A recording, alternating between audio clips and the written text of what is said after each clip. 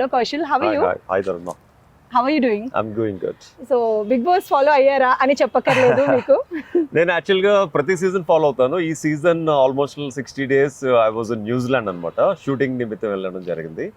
So ఈ season starting ఒక 2-3 weeks చూసాను.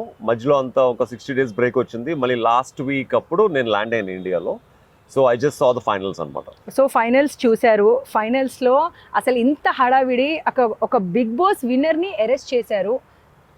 సో దానిపైన what is your take? So I can say Kaushal season 2 Bigg Boss హిస్టరీకి ఒక ట్రైలర్ అయితే బిగ్ బాస్ 7 ఒక సినిమా అని చెప్పచ్చు. ఎందుకంటే 2K వాక్స్ కానీ జనాలు కానీ గోళ్ళ కానీ బిగ్ బాస్ గురించి 10 మంది వ్యక్తులు చెప్పుకునేటట్టు ఏదైతే ట్రెండ్ నడిచిందో అది స్టార్ట్ అయిన బిగ్ బాస్ సీజన్ నుంచి. మనం బేసిక్గా ఎవరు బిగ్ బాస్ చూడనటువంటి పెద్దవాళ్ళు కూడా ఈ ట్రెండ్ని చూసి అరే Bigg Boss who is this Kaushal army, Kaushal ఎవరు, కౌశల్ ఆర్మీ ఏంటి, ఎందుకు కౌశల్ గురించి ఇంత రచ్చ చేస్తున్నారు అని ఒక్క ఉద్దేశంతో ప్రతి ఒక్కరు బిగ్ బాస్కి ఎడిక్ట్ అవ్వడం జరిగింది.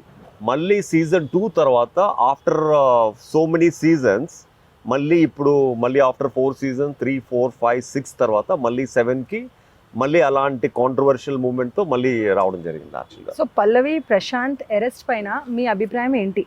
నిజంగా పల్లవి ప్రశాంత్ అరెస్ట్ జెన్యూన్గా నా గుండె మీద చేసి చెప్తున్నాను. ఇది యాక్చువల్గా తనని అరెస్ట్ చేయకూడదు. ఒక అమాయకుడు, ఒక సామాన్యుడిని అంటే బిగ్ బాస్ నుంచి బయటకు వచ్చిన తర్వాత ఎలా చూస్తారంటే ఒక స్టార్డమ్ హీరోకి ఉన్నంత క్రేజ్ వచ్చేసరికి యూజువల్గా ఆల్రెడీ స్టార్ ఇమేజ్లో ఉన్న వాళ్ళు కానీ ఆల్రెడీ బయట ఉన్న వాళ్ళు కానీ యూజువల్లీ ఏంటి ఇంత సామాన్య వ్యక్తికి ఇంత క్రేజ్ వచ్చింది, ఇంత పలుకుబడి వచ్చింది ఒక బిగ్ బాస్ షోతో అన్న థాట్. అంటే కష్టపడిన వాళ్ళకి చాలా సంవత్సరాలు పడుతుంది ఆ స్టార్డమ్ రావడానికి.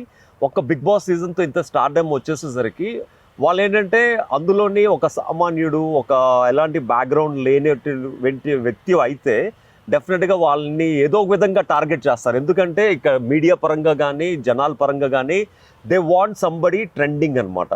ఎవరైతే ట్రెండింగ్లో ఉన్నారో, ఏ కాన్సెప్ట్ అయితే ట్రెండింగ్ నడుస్తుందో వాళ్ళని టార్గెట్ చేసి వాళ్ళని పాజిటివ్గా చూపించి వాళ్ళు బెనిఫిట్ పొందుతారు, లేకపోతే ఏదో ఒక చిన్న నెగిటివ్గా చూపించి బెనిఫిట్ పొందుతారు.